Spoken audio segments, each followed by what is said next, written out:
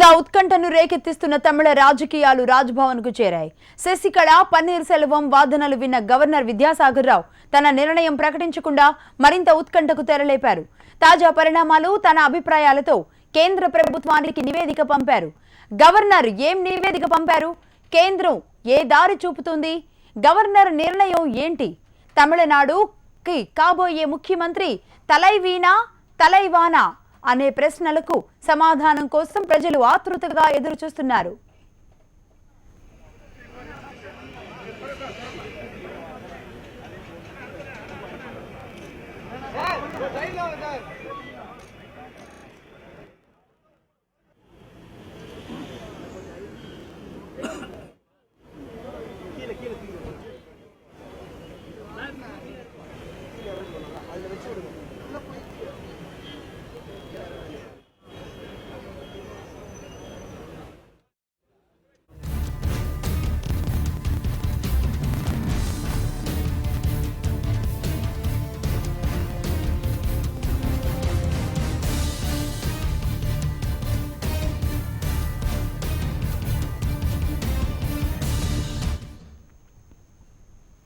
రాజ్యాంగం ప్రకారం అయితే గవర్నర్ శశికళతో ప్రమాణ స్వీకారం చేయించాలి.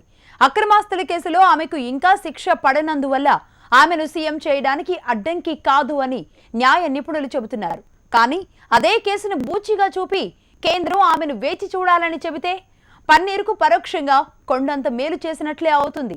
ఈ సమయంలోపు శశికళ శిబిరంలో ఉన్న ఎమ్మెల్యేలను తన వైపు తిప్పుకోవడానికి పన్నీర్కు అవకాశం లభిస్తుంది. లేదా పన్నీర్ సెల్వంకు బల పరీక్షకు అవకాశం ఇచ్చిన శశికళ తన శిబిరాన్ని కాపాడుకోవడం కష్టమే.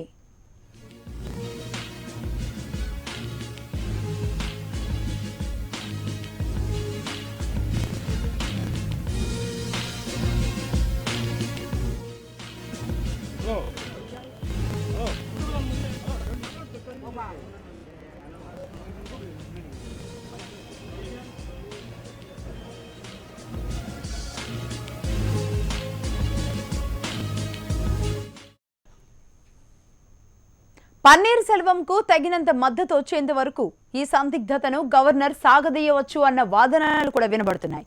అందుకు తగ్గట్టుగానే పన్నీర్ దూకుడు పెంచారు. ప్రభుత్వంతో పాటు పార్టీని హస్తగతం చేసుకునే దిశగా వ్యూహాలు రచిస్తున్నారు.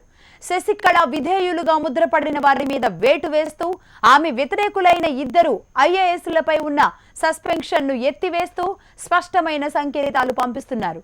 దీంతో పాటుగా చిన్నమ్మ నివాసం ఉంటున్న పోయస్ గార్డెన్ ను జయలలిత స్మారక భవనంగా ప్రకటించాలని నిర్ణయం తీసుకున్నారు.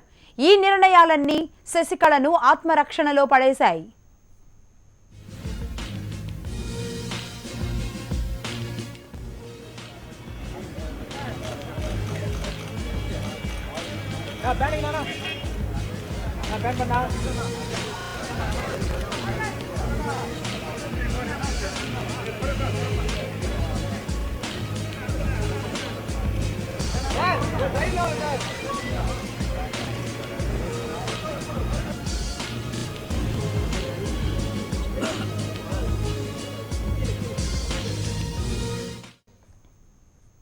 రాజ్యాంగాన్ని కాపాడాల్సిన గవర్నర్ కేంద్ర ప్రభుత్వం మాట విని పన్నీర్ సెల్వంకు బల పరీక్షకు అవకాశం ఇచ్చిన తనతో పదవీ ప్రమాణ స్వీకారం చేయించకుండా వాయిదా వేసిన కేంద్ర ప్రభుత్వం మీద దండయాత్ర చేయాలని శశికళ శిబిరం నిర్ణయించింది. ఈ సాయంత్రం వరకు వేచి చూసి గవర్నర్ నిర్ణయం తమకు అనుకూలంగా లేకపోతే ఎమ్మెల్యేలతో ఢిల్లీకి వెళ్లి రాష్ట్రపతి ప్రణబ్ ముఖర్జీ ఎదుట పరేడ్ నిర్వహించేందుకు ఏర్పాట్లు చేసుకుంటున్నారు.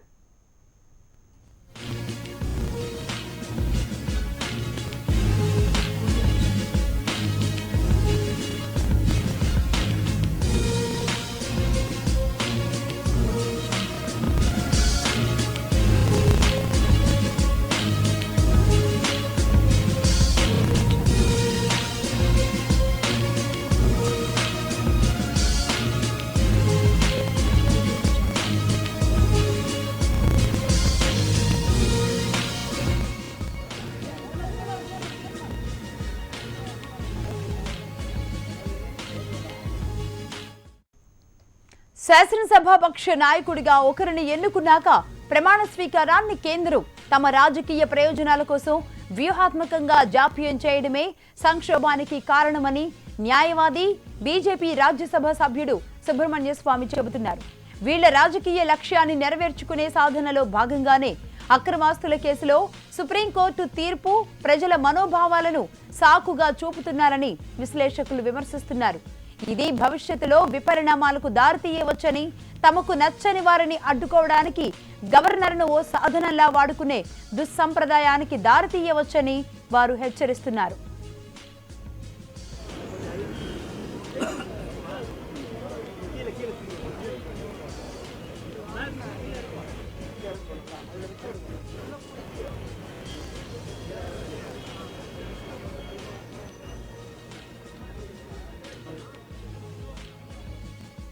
చెన్నైకి చేరుకున్న గవర్నర్ పన్నీర్ శశికళతో చర్చించాక వెంటనే ఈ వివాదానికి తెరదించుతారని రాజకీయ వర్గాలు, ప్రజలు భావించారు. అయితే గవర్నర్ ఈ వివాదానికి కేంద్ర ప్రభుత్వం నుంచి పరిష్కారాన్ని కోరడంతో అన్నాడీఎంకే రాజకీయ సంక్షోభానికి తెర దిగలేదు. గవర్నర్ రాజ్యాంగబద్ధంగా వ్యవహరిస్తారా, లేక కేంద్ర ప్రభుత్వం ఏం చెబితే అది చేసి తాను రాజకీయ నాయకుడేనని చాటుకుంటారా అని ప్రజలు ఎదురు చూస్తున్నారు.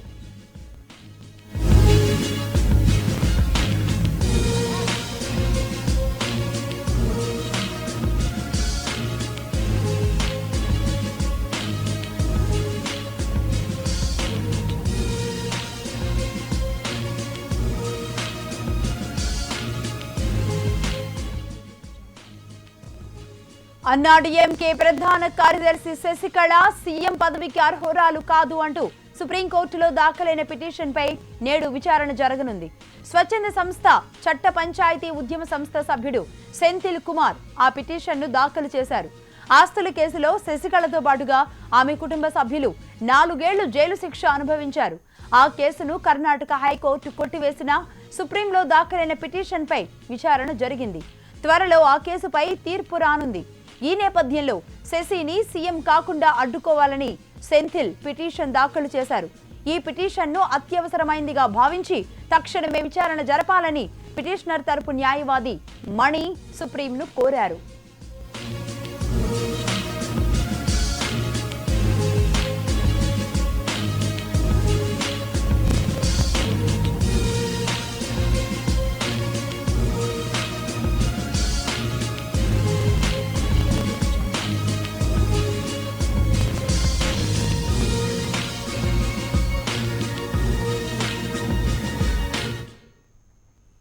పన్నీర్ సెల్వంకు మద్దతుగా అటు సోషల్ మీడియాలో జోరుగా ప్రచారం సాగుతోంది. తమిళనాడు సీఎంగా పన్నీర్ సెల్వమే సరైనోడు అంటూ సినీ ఇండస్ట్రీతో పాటుగా యువత సోషల్ మీడియాలో ప్రచారాన్ని హోరెత్తిస్తున్నారు. పన్నీర్ సెల్వానికి మద్దతుగా జల్లికట్టు తరహా ఉద్యమానికి యువత సిద్ధమైనట్లుగా తెలుస్తోంది. చెన్నై మెరీనా బీచ్లో యువత ఉద్యమానికి సిద్ధమవుతుందన్న ప్రచారంతో పోలీసులు అలర్ట్ అయ్యారు. చెన్నై మెరీనా బీచ్ వద్ద పోలీసులు మోహరించారు.